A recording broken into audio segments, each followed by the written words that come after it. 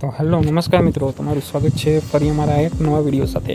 તો મિત્રો, હવે આપણે આજ જોવાના છીએ કે ડિજિટલ ગુજરાતની જે સેવાઓ ચાલુ કરી દેવામાં આવી છે સરકાર તરફથી, તો એમાં આપણે જે નોન ક્રિમિલિયર અત્યારે મહત્ત્વનું છે નોન ક્રિમિલિયર, કે આપણે આગળ જતાં જે પણ કોઈ પણ ગવર્મેન્ટ કોલેજમાં તમારે એડમિશન મેળવવું હોય, અથવા તો તમારે કોઈ પણ ધોરણમાં અભ્યાસ કરતા હો, બરાબર, અથવા તો આઈટીઆઈમાં એડમિશન મેળવવા માટે તમે તમારા જે નોન ક્રિમિલિયર આવે છે એ ગુજરાત સરકારનું પણ હોઈ શકે છે, અથવા તો કેન્દ્ર સરકાર અથવા ભારત સરકારનું પણ હોઈ શકે છે. તો આજે આપણે આ નોન ક્રિમિલિયર વિશે જોવાના છીએ કે એની પ્રોસેસ તમે ઘર બેઠા જ કઈ રીતે કરી શકો છો. તો મિત્રો, સૌપ્રથમ તમારે ગૂગલમાં ક્રોમમાં ડિજિટલ ગુજરાત, બરાબર, તેને ઓપન કરી લેવાનું રહેશે. ઓપન કરી અને ત્યારબાદ તમારે લોગિન કરવાનું રહેશે. આપણે અગાઉના વિડીયોમાં આ બધી વિગતોની ચર્ચા થઈ ગઈ છે, તો આપણે ડાયરેક્ટ જ છે ને લોગિન કરી લઈએ. જો આપણે લોગિન કરી લીધું છે, હવે આપણે અહીંયા તમારે 3 ડોટ ઉપર ક્લિક કરવાનું છે. ત્યારબાદ આપણે સુગમ ડિજિટલ ગુજરાત એના ઉપર ક્લિક કરશું એટલે આવું સામે આવશે. અહીંથી આપણે પહેલાં ગુજરાતી સિલેક્ટ કરી લઈએ એટલે આપણે સરળ રહે સમજાવવામાં અને તમને સમજવામાં પણ. તો હવે જો તમે હાવ નીચે જશો, અહીંયા એક નોન ક્રિમિલિયર છે એ ગુજરાત સરકારનું છે. જો મિત્રો, આ બેની પ્રોસેસ છે એ સેમ જ છે. અહીંયા આપણે નોન ક્રિમિલિયર છે ગુજરાત સરકારનું છે. ત્યારબાદ તમે નીચે સ્ક્રોલ કરશો ને એટલે અહીંયા આવી જશે આપણે નોન ક્રિમિલિયર ભારત સરકાર માટે, બરાબર. એ ઇંગ્લિશમાં નીકળશે અને જ્યારે ઓલું ગુજરાત સરકારનું છે એ આપણે ગુજરાતીમાં નીકળશે. આજે આપણે ભારત સરકારનું જોવાના છીએ અને પ્રોસેસ બેની સેમ જ છે.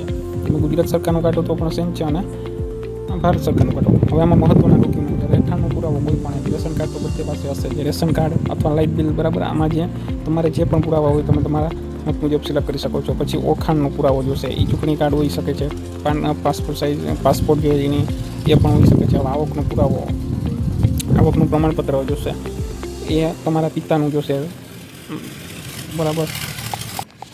તો એક જાતિનો પુરાવો જોશે, જાતિમાં તમે જાતિનો દાખલો પણ લઈ શકો છો, અથવા એલસી પણ લઈ શકો છો, અથવા તમારા બાપાનું કોઈ પણ પ્રકારનું એલસી હોય, દાદા કાકા હોય, એનું પણ લઈ શકો છો. સંબંધનો પુરાવો, હવે અરજી સાથે રજૂ કરેલ સોગંદનામું, આ સોગંદનામું છે એ તમારે વકીલ પાસે જઈને કરાવવાનું રહેશે, બરાબર, કે આ તમારા પિતાનું સોગંદનામું અહીંયા આવશે. અને ત્યારબાદ તમારે અહીંયા જો અન્ય કોઈ ડોક્યુમેન્ટ જોતા હોય તો હવે અહીંયા સેવા લેવા માટે ઉપર ક્લિક કરવાનું રહેશે. ચાલો, આટલું થઈ ગયું. હવે જો અહીંયા અરજી તો તમારી એપ્લિકેશનની ઇન્ફોર્મેશન ઓટોમેટિક વેચ થઈ જશે. તમે આપણે ડિટેલ નાખી છે ને, બરાબર, એના ઉપર. એ મારા અગાઉના વિડીયોમાં મેં બધી ડિટેલ્સ વિશે માહિતી આપી છે, બરાબર. તો તમે એ વિડીયો જોઈ લેજો. હવે અહીંયા આપણે પૂર્વક શ્રી આ બધું ઓટોમેટિક તમારે ફેચ થઈ જાય. પ્રથમ નામ છે, મધ્યમ નામ, બરાબર, સરનામું, મોબાઈલ નંબર, ઈમેલ આઈડી. પછી તમારે એક જિલ્લો તમારી રીતે સિલેક્ટ કરવાનું છે, તાલુકો અને ગામ એ તમારી રીતે સિલેક્ટ કરી લેવાનું છે. પછી ત્યારબાદ અહીંયા આગળ છે એના ઉપર ક્લિક કરશો. આગળ કરશો એટલે અહીંયા તમારું પિતાનું નામ આવશે. ત્યારબાદ તમારે અહીંયા જાતિ આવશે, તમે કઈ કેટેગરીમાંથી બિલોંગ કરો છો, બરાબર. તમે જે પણ જાતિમાં જે તે કેટેગરીમાંથી બિલોંગ કરતા હોય જાતિ સિલેક્ટ કરવાની છે. અને સંબંધ શું છે, તો અહીંયા આપણો સંબંધ છે, આપણે પુત્ર છે કે પુત્રી છે, સન છે કે ડોટર છે, તેના માટેનો સંબંધ નાખવાનો રહેશે. ત્યારબાદ અહીંયા આગળ ઉપર ક્લિક કરવાનું રહેશે. હવે જો સાવ સામાન્ય રીતે સાવ સહેલી પ્રોસેસ છે, તમારે ખોટી કોઈ જાતની લાઈનમાં ઊભવાની જરૂર જ નથી. હવે અહીંયા અપલોડ કરવાના છે ડોક્યુમેન્ટ. ડોક્યુમેન્ટમાં છે અહીં રેશન કાર્ડ, અથવા તમે કોઈ પણ અપલોડ કરી શકો છો. ત્યારબાદ આવશે આપણે અહીંયા ઓળખાણનો પુરાવો છે. ઓળખાણના પુરાવામાં પણ તમે હે ને ચૂંટણી કાર્ડ અથવા પાસપોર્ટ વગેરે કોઈ પણ વસ્તુ છે એ તમે અપલોડ કરી શકો છો.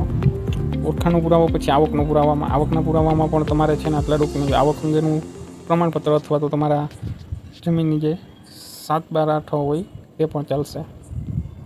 ત્યારબાદ જાતિને લગતા શાળા છોડીઓનું એલસી, જાતિનું પ્રમાણપત્ર વગેરે ગમે એ વસ્તુ તમે અપલોડ કરો. સંબંધ સાથેનો પુરાવો અહીંયા જોવાનું છે. અરજી સોગંદનામું એક ફરજિયાત છે, એ તમારે અપલોડ કરવાનું રહેશે. ત્યારબાદ તમારું છે એ આગળની પ્રોસેસ ઉપર ચાલુ થશે રાબેતા મુજબ. ત્યારબાદ અહીંયા તમારે સબમિટ ઉપર ક્લિક કરવાનું રહેશે, અથવા અગાઉનું જે તમે કોઈ પણ માહિતી ખોટી હોય તો અગાઉના ઉપર ક્લિક કરીને તમે માહિતી ચકાસી લેજો, અથવા તો તમે સબમિટ કરો ઉપર ક્લિક કરજો.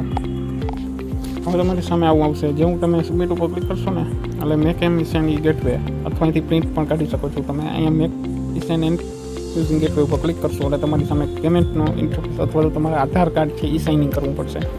અહીંયા તમારે આધાર કાર્ડ ઈ સાઇનિંગ કરશો અને અહીંયા આધાર કાર્ડ નંબર નાખવાના રહેશે તમારે. ત્યારબાદ તમારે આધાર ઓટીપી ઉપર ક્લિક કરવાનું છે. અહીં ઓટીપી દાખલ કરશો તમે, અહીં ઓટીપી દાખલ કરવાનું રહેશે. ત્યારબાદ અહીંયા ક્લિક ચેકબોક્સ ઉપર ક્લિક કરવાનું રહેશે. ત્યારબાદ તમારે અહીં સબમિટ ઉપર ક્લિક કરશો એટલે તમે તમારું જે છે ઈ સાઇનિંગ છે એ સફળતાપૂર્વક થઈ જશે, તમારું ક્લિયર થઈ જશે. અને પછી ત્યારબાદ તમે તમારી નજીકની મામલતદાર કચેરીમાં જઈને તમે ત્યાંથી પણ મેળવી શકો છો, અથવા તો તમારે જાતે પણ તમે પ્રિન્ટ કરી શકો છો. એ પણ હું તમને વિડીયો અલગથી બતાવી દઈશ કે તમે ડોક્યુમેન્ટ છે એ તમે કઈ રીતે તમારી જાતે જ ડાઉનલોડ કરી શકો છો. તો મિત્રો આ વિડીયો તમે એવો આટલો શેર કરો કે જેથી છે આપણે આ ગુજરાત સરકારે જે સ્કીમ આપી છે તેનો આપણે લાભ હરેક વ્યક્તિ સુધી પહોંચી શકે. કારણ કે ગુજરાત સરકારે જે આપણે તક આપી, બરાબર, લાભ આપે છે, તો એને ઘર બેઠા આપે છે તો એનો ફાયદો ઉઠાવવો જરૂરી છે. કારણ કે નહીંતર તો આપણે કોઈ પણ કચેરીમાં જશો, મામલતદાર કચેરીમાં, તો તમારે ત્યાં તો વેટિંગમાં જ ઊભું પડશે. એટલા માટે જો આ વિડીયો જેને જોયો હશે એને નોલેજ આવશે કે આ આપણે નોન ક્રિમિનલ છે એ ઘર બેઠા કઈ રીતે બનાવી શકીએ છીએ. માત્ર 5 જ મિનિટનો તમારો ટાઈમ જશે, બરાબર. તો આ વિડીયોને શેર કરો, વધુમાં વધુ લાઈક કરો અને સબસ્ક્રાઈબ